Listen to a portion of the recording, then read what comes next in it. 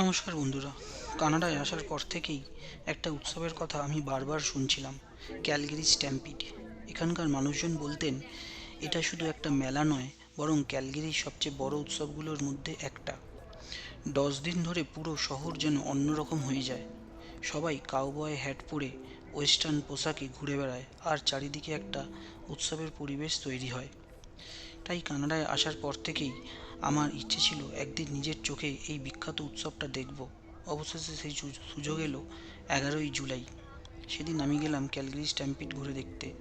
যেহেতু এতদিন ধরে এই উৎসবের কথা শুনে আসছিলাম, তাই ভাবলাম শুধু নিজের মধ্যে অভিজ্ঞতাটা না রেখে দিয়ে আপনাদের সাথেও শেয়ার করি। তাই পুরো স্ট্যাম্পিড ঘুরে ঘুরে ভিডিও করেছি, যাতে আপনারাও দেখতে পারেন কেমন হয় ক্যানাডার এই বিখ্যাত the greatest outdoor show on the earth.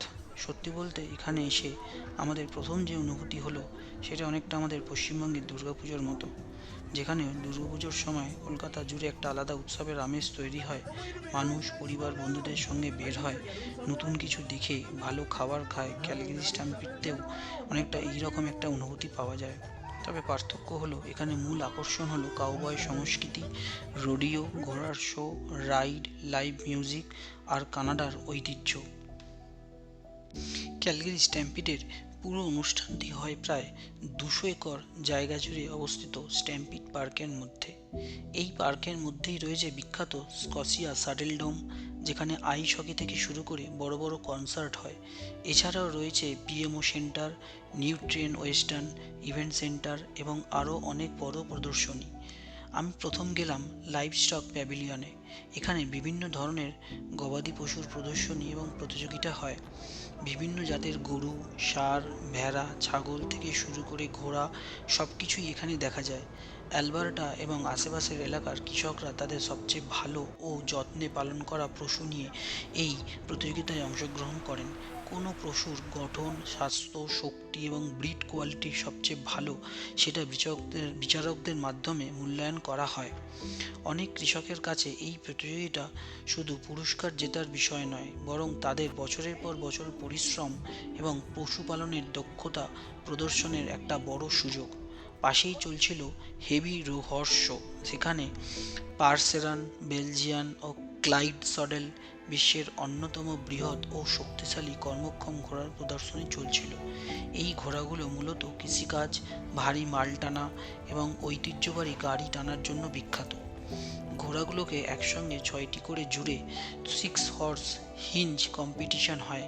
সেটা সত্যিই অসাধারণ। এত বড় ঘোড়াগুলোকে এত সুন্দরভাবে নিয়ন্ত্রণ করা নিজের চোখে না দেখলে বিশ্বাস করা কঠিন।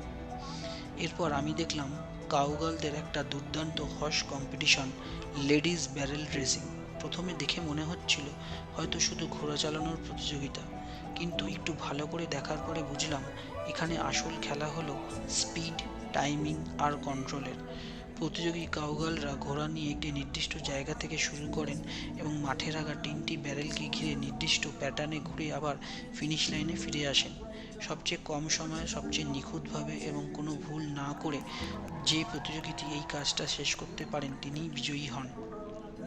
দেখতে সহজ মনে হলেও কাজটা মোটেও সহজ নয়, কারণ ঘোড়াকে এত দ্রুত গতিতে নিয়ে গিয়ে একেবারে ব্যারেলের কাছে নিয়ে আবার মুহূর্তে ঘুরিয়ে নেওয়া, এর জন্য প্রয়োজন অসাধারণ স্কিল, প্র্যাকটিস এবং হর্সের সঙ্গে ভালো আন্ডারস্ট্যান্ডিং। সবচেয়ে মজার বিষয় হলো এখানে শুধু ঘোড়ার স্পিড নয়, কাউগাল আর তার ঘোড়ার মধ্যে টিমওয়ার্কটাই সবচেয়ে বেশি গুরুত্বপূর্ণ। কখনো কখনো জয় পরাজয়ের মধ্যে পার্থক্য হয়ে দাঁড়ায় মাত্র 100 অফ সেকেন্ডস দিয়ে। তাই প্রতিটা টার্ন, প্রতিটা মুভমেন্ট এখানে খুব গুরুত্বপূর্ণ। সত্যি বলতে মাঠের এক প্রান্ত থেকে আরেক প্রান্তে এত দ্রুত ঘোড়া ছুটতে দেখা এবং তারপর নিখুঁতভাবে বাঁক নেওয়া, এটা নিজের চোখে না দেখলে বোঝানো কঠিন। এরপর চলে এলাম ক্যানাডিয়ান আর্মড ফোর্স জোনে। এখানে সাধারণ মানুষ খুব কাছ থেকে দেখতে পারেন leopard 2 tank, heavy war vehicles, নৌবাহিনীর সরঞ্জাম, বিভিন্ন অস্ত্রের প্রদর্শনী এবং ফাইটার এয়ারক্রাফটের ককপিট। অনেক সেনা সদস্য দর্শকদের বিভিন্ন প্রশ্নের উত্তরও দিচ্ছিলেন।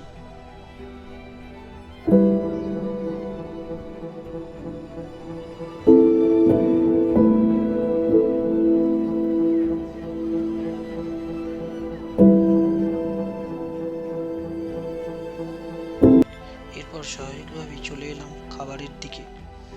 ক্যালগেরি স্ট্যাম্পিডের আরেকটা বড় আকর্ষণ হলো এখানকার খাবার। অনেকেই বলেন রাইড আর রোডিওর পাশাপাশি শুধু খাবারের জন্য এখানে একদিন কাটিয়ে দেওয়া যায়। পুরো মিডওয়ে জুড়ে রয়েছে শত শত ফুড স্টল।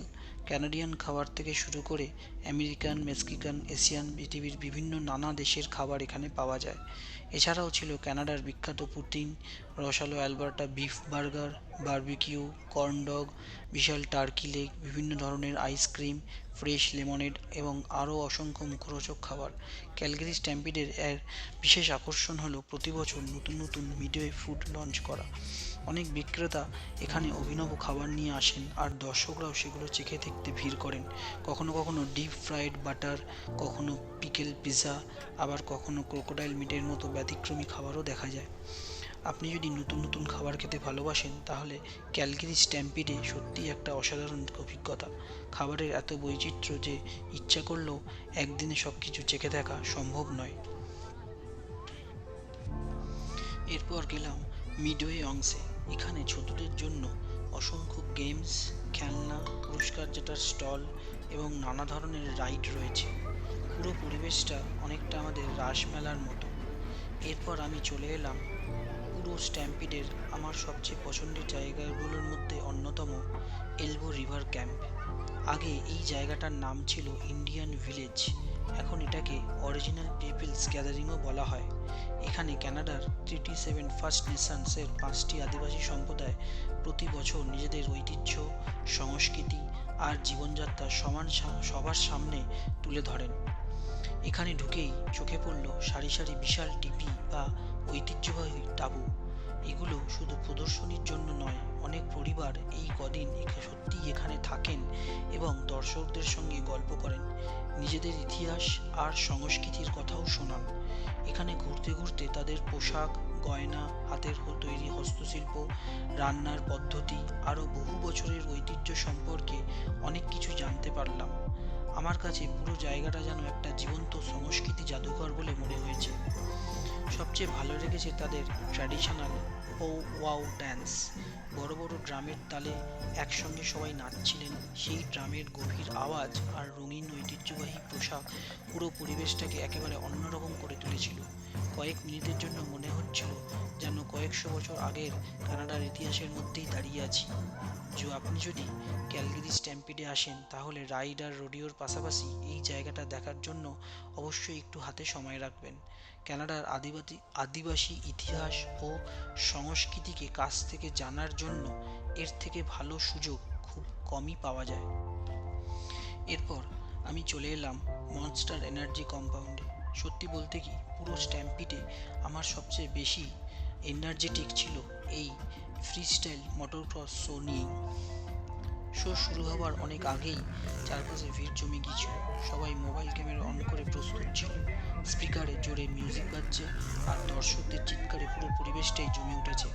2026 সালে এখানে পারফর্ম করছিলেন বিশ্বের কয়েকজন দুর্দান্ত FMX rider, Keith Sayers, Vicky Golden, Brodie Wilson, Willy Elam এবং লিউক ডোলিন।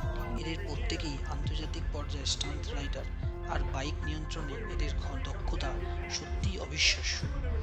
শো শুরু হতেই একের পর এক বাইক কয়েক মিটার উঁচু র্যাম্প থেকে আকাশে উড়ে যেতে লাগলো। কখনো ব্র্যাক ফ্লিপ, কখনো সুপারম্যান, কখনো নো হ্যান্ডার, আবার কখনো সম্পূর্ণ হাত ছেড়ে মাঝ আকাশে স্টান্ট। প্রতিটা মুহূর্তে মনে হচ্ছিল এবার বুঝি পড়ে যাবে, কিন্তু অবাক করার মতো নিখুঁতভাবে ওরা আবার বাইকটা মাটিতে নামিয়ে আনতে পারছিল। আমি যেদিন গিয়েছিলাম সেদিন সবচেয়ে রোমাঞ্চ মুহূর্ত ছিল আগুনের উপর দিয়ে বাইকের লাফ। নিচে আগুন জ্বলছে আর তার কয়েক ফুট উপর দিয়ে বাইক উড়ে যাচ্ছে। সেই দৃশ্যটা নিজের চোখে না দেখলে বোঝানো সত্যিই কঠিন। রোডিও আর ফ্রিস্টাইল মোটরক্রস শো শেষ করার পর আমি একটু ঘুরতে ঘুরতে চলে এলাম স্ট্যাম্পিডের আরেকটা জনপ্রিয় জায়গা, ইয়াহু স্ট্যাচু। এই স্ট্যাচুটি ক্যালগেরি স্ট্যাম্পিডের একটা পরিচিত প্রতীক। প্রায় সবাই এখানে এসে একটা ছবি বা সেলফি তোলে। আমিও ভাবলাম এত দূরে এসে এই জায়গাটার একটা ছবি না তুললে তো হবে না। এরপর হাঁটতে হাঁটতে হঠাৎ কানে এলো ব্যান্ডের মিউজিক। সামনে গিয়ে দেখি ক্যালগেরি স্ট্যাম্পিড শো ব্যান্ডের পারফরমেন্স চলছে।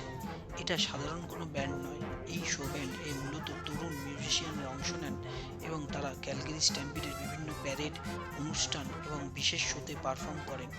ব্রাস ইনস্ট্রুমেন্ট, ড্রাম এবং মার্চিং স্টাইলের এই পারফরমেন্স দেখতে সত্যিই ভালো লাগে।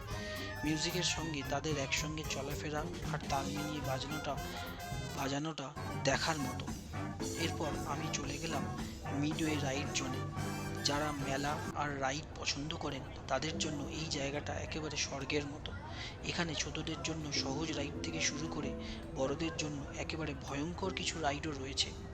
এখানে রয়েছে বিশাল roller coaster, giant wheel, drop tower, sling shot এবং আরও অনেক অ্যাডভেঞ্চারাস রাইড। কিন্তু কিছু রাইড এতটাই উঁচুতে নিয়ে যায় যে দেখলে নিচ থেকেই মাথা ঘুরে যায়। বিশেষ করে ড্রপ টাওয়ার আর স্লিং শটের মতো রাইডে কিছুক্ষণ মানুষকে মনে হয় যে আকাশে ছুড়ে দিচ্ছে। যারা অ্যাডভেঞ্চার করতে ভালোবাসেন তাদের জন্য এগুলো দারুণ অভিজ্ঞতা। আমি অবশ্য দূর থেকে দেখেই আনন্দ পেলাম। এত উঁচু রাইডে ওঠার সাহস আর শেষ পর্যন্ত হলো না।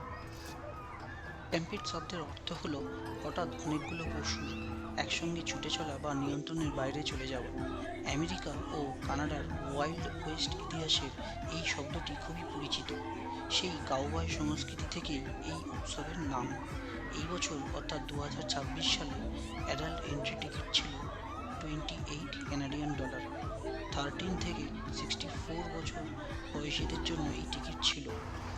7 থেকে 12 বছর বয়সী বাচ্চাদের জন্য টিকিট ছিল $17 আর 7 বছরের নিচে বাচ্চাদের জন্য এন্ট্রি ফ্রি ছিল। তবে একটা ভালো বিষয় হলো স্ট্যাম্পিড কর্তৃপক্ষ মাঝে মাঝেই বিভিন্ন ডিসকাউন্ট অফার দেয়, যেমন ফ্যামিলি ডে, কমিউনিটি ডে বা বিশেষ কিছু দিনে কম দামে বা নির্দিষ্ট সময়ে ফ্রি এন্ট্রির সুযোগও থাকে। তাই যাওয়ার আগে ওয়েবসাইট দেখে গেলে কিছুটা সেভিংস করা যায়।